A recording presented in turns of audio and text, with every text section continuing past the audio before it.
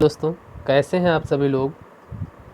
एक बार मैं फिर से हाजिर हूँ एक नए वीडियो के साथ। इसमें हम देखेंगे कि क्लास 12th जो यूपी बोर्ड है उससे सामान्य हिंदी के अंतर्गत लोकोक्तियाँ और मुहावरों से 2 क्वेश्चंस आते हैं। वहाँ पर आपको एक क्वेश्चन करना होता है, उसका अर्थ लिखना होता है, मुहावरा हो या लोकोक्ति हो, और अर्थ लिखना होता है, उसके बाद उसका प्रयोग करना होता है। इसके लिए आपके लिए 2 नंबर निर्धारित हैं। अगर आप लोगों ने ये मुहावरे देख लिए, क्योंकि हमने मुहावरे वही सिलेक्ट किए हैं जो बार बार यूपी बोर्ड आस्क करता है। अगर आप लोगों ने ये देख लिए तो कम्प्लीटली आपके 2 नंबर आज पक्के होने वाले हैं। तो वीडियो ज़रा ध्यान से देखिएगा, और अगर हमारा वीडियो आपको पसंद आए तो प्लीज़ लाइक करना ना भूलें। तो आइए देखते हैं। तो पहला मुहावरा है कि अंगूठा दिखाना। इसका मतलब होता है साफ इनकार कर देना। जो इसका अर्थ है वो क्या होगा दोस्तों, कि साफ इनकार कर देना। प्रयोग आप अपने पास से भी बना सकते हैं, जैसे कि हमने अपने पास इसमें राइट किया है कि रामू ने जब दुकानदार से सामान उधार मांगा तब उसने अंगूठा दिखा दिया, यानी साफ मना कर दिया कि उधार यहाँ नहीं मिलता है। तो इस प्रकार से आप भी अपना कोई भी प्रयोग कर सकते हैं दोस्तों।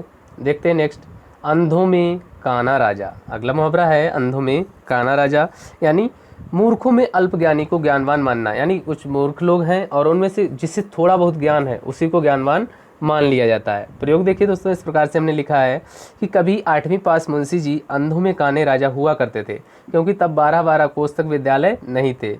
बात है प्राचीन काल में जब जो 8वीं पास मुंशी जी थे उन्हीं को प्रमुख मान लिया जाता था, और दूर दूर तक क्योंकि विद्यालय नहीं थे, इस वजह से उन्हें क्या कहा गया कि वो लोग अंधों में काना राजा के समान हुआ करते थे। नेक्स्ट, अधजल गगरी छलकत जाए, यानी अधूरे ज्ञान वाला जो व्यक्ति होता है वो बहुत अधिक बोलता है।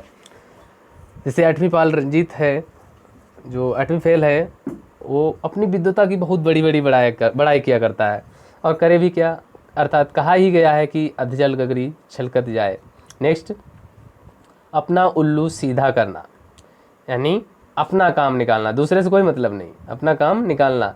तो कुछ लोग क्या करते हैं, अपना उल्लू सीधे करने के लिए दूसरों को ये नहीं देखते कि इन्हें हानि पहुंचेगी या कितनी चोट हो सकती है, क्या हो सकता है, नुकसान क्या हो सकता है, उससे उन्हें कोई मतलब नहीं, सिर्फ अपना काम निकालना। क्या होता है, अपना उल्लू सीधा करना। नेक्स्ट, अपने पैरों पे खड़े होना। अपने पैरों पे खड़ा होने का मतलब है स्वावलंबी होना, यानी इसका प्रयोग देखिए दोस्तों कि जब तक लड़का अपने पैरों पे खड़ा ना हो जाए तब तक उसकी शादी करना उचित नहीं है, यानी स्वावलंबी होना, अपने पैरों पे खड़े हो जाना। नेक्स्ट, आकाश पाताल एक करना, यानी बहुत कठिन परिश्रम करना। जब कोई भी स्टूडेंट अपनी तैयारी करता है एग्ज़ाम की तो वो क्या करता है, आकाश पाताल एक कर देता है कक्षा में प्रथम स्थान लाने के लिए, या कहता है यूपी बोर्ड में हमारा नेम आ जाए, इसके लिए क्या करता है, वो आकाश पाताल एक कर देता है, यानी कठिन परिश्रम करता है। नेक्स्ट, आँख का तारा होना, यानी अत्यधिक प्यारा होना। तो सभी को पता होगा दोस्तों कि प्रत्येक जो सुपुत्र है अपने माता पिता की आंखों का तारा ही होता है। नेक्स्ट, ईद का चांद होना, यानी कभी कभी दिखाई देना। तो जब कोई व्यक्ति आपका फ्रेंड है, उसकी नौकरी लग जाती है तो क्या है, वो मित्र ऐसा हो जाता है कि ईद के चांद के समान, यानी बहुत कम दिखाई देता है, कभी कभी दिखाई देता है। नेक्स्ट, उंगली पर नचाना, यानी अपने संकेतों पर कार्य करवाना। तो जो प्रयोग लिखा हमने वो इस प्रकार लिखा कि रमेश अपनी पत्नी को उंगलियों पर नचाता है। आप इसमें कोई भी अपना प्रयोग भी कर सकते हैं, अर्थ वही होता है दोस्तों। उल्टी गंगा बहाना, परंपरा के विपरीत कार्य करना। उल्टी गंगा बहाने का अर्थ क्या है दोस्तों, कि परंपरा जो चल रही है उसके विपरीत कार्य करना। तो इसका प्रयोग इस प्रकार से है कि सदैव उल्टी गंगा बहाकर समाज में वैचारिक क्रांति नहीं लाई जा सकती है। नेक्स्ट, ऊँट के मुंह में जीरा, यानी आवश्यकता से कम मिलना। अब जिसे मान लो 30-40 रोटी जो खाने वाला हो और उसे 2-3 रोटी दी जाए, उससे क्या होगा, तो क्या होगा, ये ऊँट के मुंह में जीरा के समान वाली कहावत हो जाएगी दोस्तों। जैसे कि हमने प्रयोग भी इसमें बनाया है कि मोहन प्रतिदिन 10 रोटियां खाता है और उसे 2 रोटियां देना किस प्रकार से हो गया, ऊँट के मुंह में जीरा देने के समान हो जाता है। नेक्स्ट, एक अनार 100 बीमार, यानी वस्तु एक है और उसके चाहने वाले अनेक हैं। जैसे हमने बनाया कि मेरे पास एक पुस्तक है और मांगने वाले 10 छात्र हैं, तो ये वही कहावत हो गई कि एक अनार 100 बीमार। नेक्स्ट, ओखली में सिर देना, यानी जानबूझकर अपने को मुसीबत में डालना, जानबूझकर मुसीबत मोल लेना। तो प्रयोग हमने इस प्रकार किया कि मैंने रमेश से दोस्ती करके जानबूझकर अपने को मुसीबत में डाल लिया, यानी ओखली में सिर देना। नेक्स्ट, कूप मंडूक होना, इसका मतलब होता है संकुचित विचार वाला या सीमित ज्ञान वाला व्यक्ति। तो आज के जो वैश्विक युग में कितने भी लोग हैं, वो बहुत से लोग कूप मंडूक बने हुए हैं, बाहर का ज्ञान नहीं रखते। नेक्स्ट, घी के दिए जलाना, यानी बहुत अधिक खुशी मनाना। अपने प्रतिद्वंदी की हार पर सुनील ने घी के दिए जलाए। यहाँ पर आप अपना भी प्रयोग कर सकते हैं, जैसे भगवान श्री राम जब अयोध्या वापस लौटे तब उनके यहाँ अयोध्या वासियों ने घी के दिए जलाए थे। नेक्स्ट, कलेजी पर सांप लौटना, यानी ईर्ष्या से हृदय जल उठना। ईर्ष्या से हृदय जल उठना, किसी की उन्नति की चर्चा सुनकर उसके कलेजे पर सांप लौट गया। पड़ोसी होते हैं ऐसे दोस्तों, तो ध्यान रखिएगा। आगे देखते हैं, तिल का ताड़ करना, यानी छोटी बात को बहुत बड़ी बनाना। प्रयोग इस प्रकार से है कि बात तो बहुत छोटी सी थी, किंतु उन्होंने क्या किया, तिल का ताड़ करके आपस में झगड़ा करा दिया, एक दूसरे को भिड़ा दिया। नेक्स्ट, दांतों तले उंगली दबाना, यानी आश्चर्यचकित होना। महारानी लक्ष्मीबाई के रण कौशल को देखकर अंग्रेजों ने क्या किया, दांतों तले अपने उंगली दबा ली थी। दाल में काला होना, यानी दोष छिपे होने का संदेह होना। तो पड़ोसी के घर पुलिस को आया देखकर पिता ने पुत्र से कहा, मुझे तो दाल में कुछ काला नजर आ रहा है। नेक्स्ट, 9-2-11 होना, यानी भाग जाना। जैसे ही पुलिस को आता देखा तो चोर जो थे वो 9-2-11 हो गए। पानी पानी होना, यानी शर्मिंदगी का अनुभव होना। दूध में पानी मिलाते हुए पकड़े जाने पर ग्वाला पानी पानी हो गया। भाई किसी के सामने अगर पानी मिला रहा हो चोरी से और एकदम से देख लिया जाए तो क्या होगा, शर्म से पानी पानी हो गया। नेक्स्ट, पापड़ बेलना, यानी कष्ट झेलना।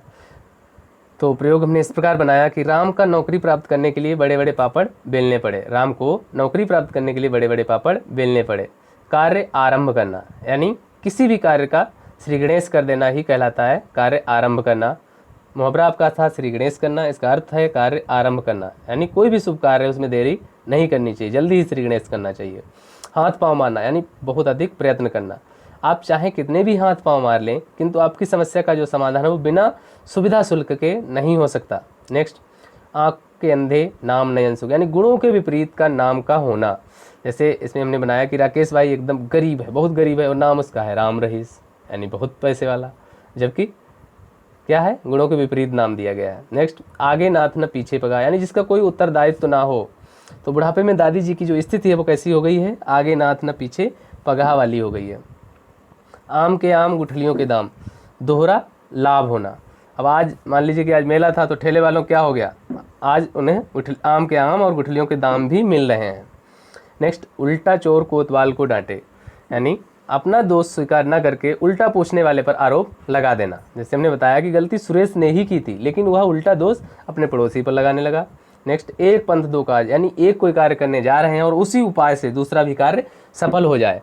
जैसे मैं तो बैंक में पैसे जमा करने गया था और मेरे पुराने मित्र से भी भेंट हो गई, ये क्या हो गया, मेरे लिए एक पंथ दो काज वाली बात हो गई।